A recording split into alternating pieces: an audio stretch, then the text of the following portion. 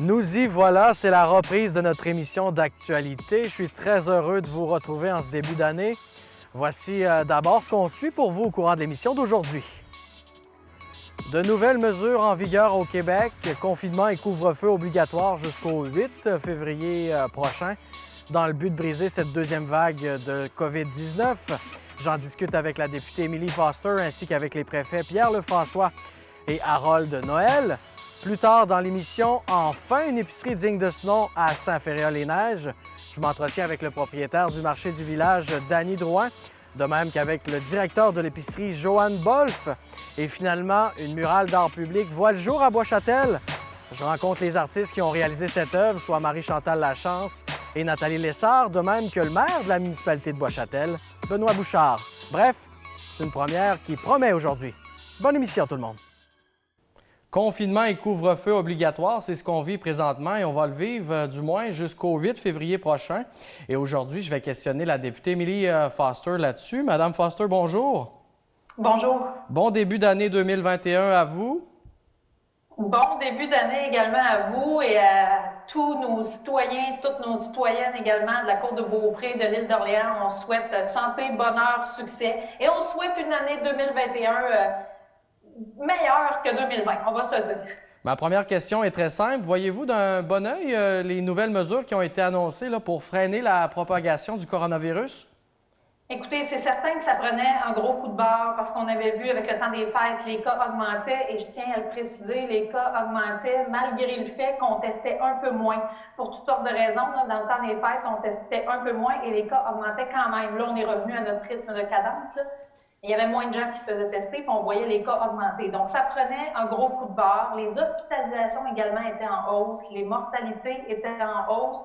Et le nerf de la guerre, c'est notre capacité hospitalière. Il faut qu'on soit capable de guérir, de traiter, de soigner nos gens correctement. Et là, on est vraiment comme à la limite.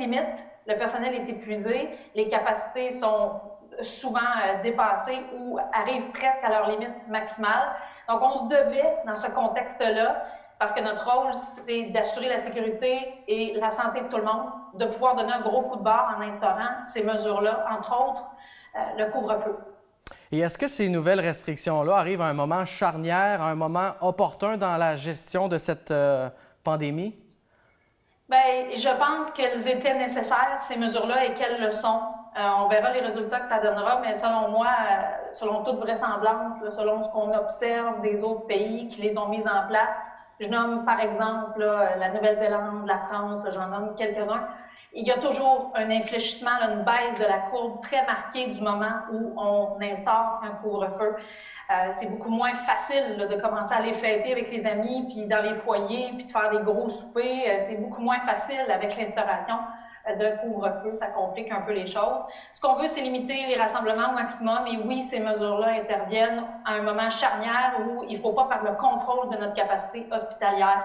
Donc, ça survient à un moment très charnière de cette pandémie-là, mais c'est un dernier droit à faire. On est un peu comme dans un marathon, hein? Depuis mars, c'est essoufflant, c'est tannant, c'est long, mais là, on a le vaccin, on a l'arme pour la guérir, on a le vaccin.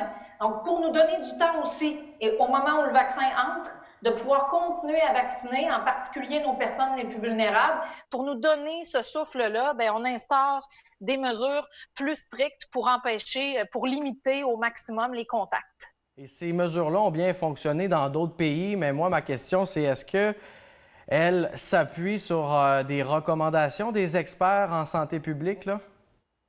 Oui, la santé publique a recommandé l'instauration du couvre-feu parce qu'à ce stade-ci, on avait fait le maximum qu'on pouvait faire pour limiter les contacts et le virus il se nourrit des contacts. Hein?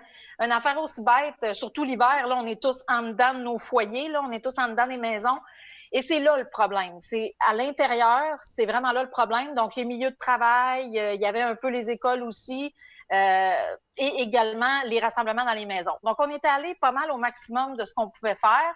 Un reconfinement total de l'économie, on ne voulait pas aller là non plus parce qu'à un moment donné, il y a des effets collatéraux aussi qui sont très importants. Là, faire perdre l'emploi de tout le monde encore et tout ça, c'est lourd, c'est lourd. Donc, à ce moment-là, ce qu'il faut faire, c'est limiter les contacts personnels au maximum. Donc, on a vraiment décidé de continuer avec la santé publique qui nous le conseillait. Bien sûr, on a décidé d'instaurer ce couvre-feu. La santé publique recommandait aussi de conserver les restrictions là, sur les commerces. Par contre, les commerces non essentiels. Par contre, les commerces peuvent maintenant offrir le service en bordure de rue là, pour les biens non essentiels. Donc, les gens peuvent se rendre en bordure de trottoir chercher les biens. Ce qu'on comprend, c'est que ces mesures-là ont le potentiel d'être efficaces, mais il faut que les gens les respectent. Et selon vous, est-ce que le message passe toujours aussi bien au sein de la population ou on sent un petit relâchement là, avec les fêtes et le retour au travail? C'est plus difficile et c'est normal, on est dans un marathon, la fatigue se fait sentir. C'est plus difficile et c'est normal à ce stade-ci d'être fatigué, d'être tanné. Je pense qu'on l'est un peu tous et toutes. On va se le dire les vraies choses. Par contre, c'est important de tenir bon. Il faut protéger notre système hospitalier, il faut protéger nos personnes vulnérables, nos personnes âgées également. Mais bon, c'est clair que pour le moment, il faut déployer ces mesures-là. Il y a plus de capacité policière qui a été mise de l'avant. Donc, les policiers sont là pour intervenir et pour mettre à l'amende les récalcitrants. Donc, ça, c'est la différence avec avant. On va être davantage en mode amende pour coincer les récalcitrants parce que ces gens-là font en sorte aussi qu'après, on se ramasse avec une hausse de cas parce que la grande majorité, et les sondages le démontrent, sont encore derrière nous et derrière les mesures, même si c'est difficile, même si c'est pas facile. Mais oui, il y avait un relâchement d'un certain pourcentage de la population. Donc, de là, la nécessité d'instaurer des mesures pour le dernier droit avant que le vaccin puisse être administré à un nombre suffisant de personnes et avant que l'été revienne également. On ramène ça à la circonscription. Bon, le couvre-feu, c'est une mesure sans précédent. Comment ça se déroule dans Charlevoix, Côte-de-Beaupré, là, depuis que c'est commencé, là? Ça va très bien, honnêtement. Il y a eu très, très peu d'amendes, quelques-unes seulement. Donc, on a une population, là, je dis merci puis je dis bravo aux gens parce que nos gens écoutent les consignes. Il y a très peu d'infractions qui ont été remises là, sur nos territoires au prorata de notre population. Donc, on peut se féliciter. Fait que moi, en tout cas, je peux vous dire, ça va bien. C'est certain qu'au bureau de comté, on reçoit des téléphones sur les gens ont des craintes, les gens ont des questions. Il y en a qui sont mécontents aussi, ça va de soi. Ça ne veut pas dire qu'ils ne suivent pas les règles, mais il y en a qui sont mécontents aussi, qui demandent pourquoi une mesure plutôt qu'une autre. Je ne vous le cacherai pas. C'est certain qu'au bureau de comté, on a reçu un volume important d'appels qui ne se compare pas quand même avec la première vague, il faut le dire. La première vague avait suscité beaucoup plus d'appels, de courriels et tout ça.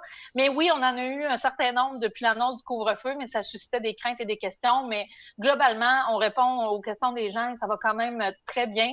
Comme je vous le disais, il n'y a pas eu énormément de constats d'infraction. Donc, je pense que les gens ont compris les consignes et les respectent de façon générale là, dans la circonscription. Et jusqu'à présent, êtes-vous en mesure de constater les effets ou, à tout de moins, l'impact de ces mesures-là sur l'économie de la région? À date, l'économie de la région, c'est certain que ça demeure difficile pour nos restaurateurs, pour nos hôteliers. Hein. Ce sont les deux secteurs qui sont très frappés. Par contre, le service de T4 est encore là, comme je le disais. Les commerces de détail non essentiels, le fait de pouvoir ramasser en bordure de trottoir, c'est ce qui a fait, là, c'est ce qui a guidé notre décision pour que ces commerces-là puissent moins souffrir de tout ça. Mais il y a toujours les programmes en place au ministère de l'Économie. Il y en a plusieurs, là, le POPME, le PACT, en tout cas, il y en a plusieurs. Donc ça, ces entreprises-là peuvent toujours avoir accès aux mesures. Bien sûr, on souhaite que ce soit le moins long possible pour qu'on puisse délester et puis donner du lest le plus rapidement possible. Mais pour le moment, notre priorité, c'est la santé. Donc, au terme de ce mois-là, on va réévaluer la situation et aussi les impacts là, sur nos commerçants locaux? Oui, exactement. On va réévaluer la situation au terme de ce mois-là. Et croyez-moi, ce qu'on aimerait, c'est une baisse significative des cas pour pouvoir, comme je le disais, desserrer les taux. C'est notre souhait le plus cher et c'est un peu pour ça qu'on voulait mettre les mesures en place un peu plus costaudes pour s'assurer de pouvoir infléchir la courbe, pouvoir la faire baisser drastiquement parce que c'est juste comme ça, une fois que le virus circule moins, qu'on peut reprendre le dessus, y compris pour nos commerçants, nos restaurateurs. On le souhaite ardemment parce que, croyez-moi, c'est pas facile pour un cœur de député, là. C'est pas facile pour personne dans la province actuellement. Mais les mesures qu'on met en place, c'est vraiment pour assurer la santé des gens et pour le plus vite possible, justement, pouvoir baisser les cas et pouvoir reprendre un petit peu plus tranquillement, pas vite, à la normale. Vous l'avez effleuré rapidement. En parallèle, votre gouvernement travaille sur d'autres fronts. Là. Je pense entre autres à la vaccination et au dépistage. Là. Ce sont des efforts qui suivent leur cours actuellement? Oui, tout à fait. La vaccination, là, c'est plusieurs milliers de personnes par jour là, qui sont vaccinées. Là. On atteint des 6 000, des 8 000. Donc, la cadence va quand même bien. On attend l'approvisionnement toujours du fédéral pour s'assurer d'avoir les doses nécessaires. À date, ça va. Par contre, dans les prochaines semaines, il y a des enjeux, mais notre gouvernement et les gouvernements provinciaux sont en constante communication avec le gouvernement fédéral pour les approvisionnements. Mais le fédéral a été clair. Il y a eu quelques petites mésententes entre les deux, là, mais le fédéral a été clair sur le fait qu'il y a suffisamment de doses là, pour la trentaine de millions de Canadiens. Donc, on a notre part. À date, on vaccine. Nous, on a la capacité. Il n'y a pas d'enjeu. On a la capacité de vacciner. À date, ça se déroule bien. On peut penser qu'au printemps, il va déjà avoir une bonne partie de faite. Alors, on continue la cadence. Même chose pour les tests. Là, on vient d'équiper plusieurs laboratoires d'hôpitaux à travers la province là, d'outillerie, si on peut dire, là, de machines qui peuvent faire les analyses beaucoup plus rapidement parce que c'est de façon automatisée. Donc, ça, c'est une nouvelle technologie qui est super intéressante et on est en train, là, il y a déjà des hôpitaux qui en ont, il y a d'autres qui vont recevoir sous peu cette nouvelle technologie-là. Donc, ça nous permet de faire beaucoup plus d'analyses. Alors, on avance. Puis on souhaite que la vaccination au printemps soit déjà très, très entamée pour pouvoir tomber non plus dans les populations à risque, mais commencer la population générale également.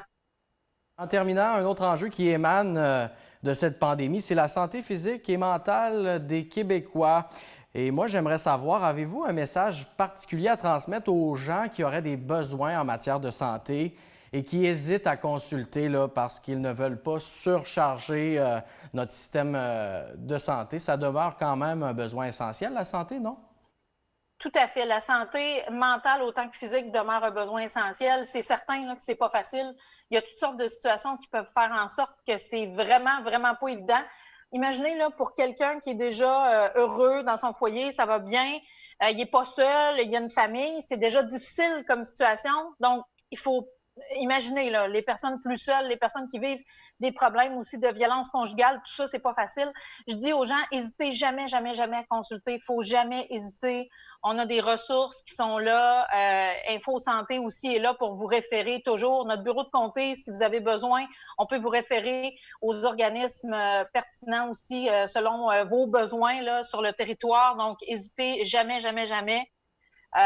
Donc voilà, je lance un appel aux gens, puis prenez soin de vous, surtout prenez le temps d'aller bouger, hein, parce que ça fait du bien aussi. Il faut prendre le temps pendant le jour, là, prendre quelques minutes pour aller bouger, pour aller marcher, pour faire un peu d'activité physique, là, c'est bien important aussi. Et je dis aux gens, lâchez pas, parce qu'on voit la lumière au bout du tunnel. C'était le dernier droit du marathon, mais on voit la lumière au bout du tunnel.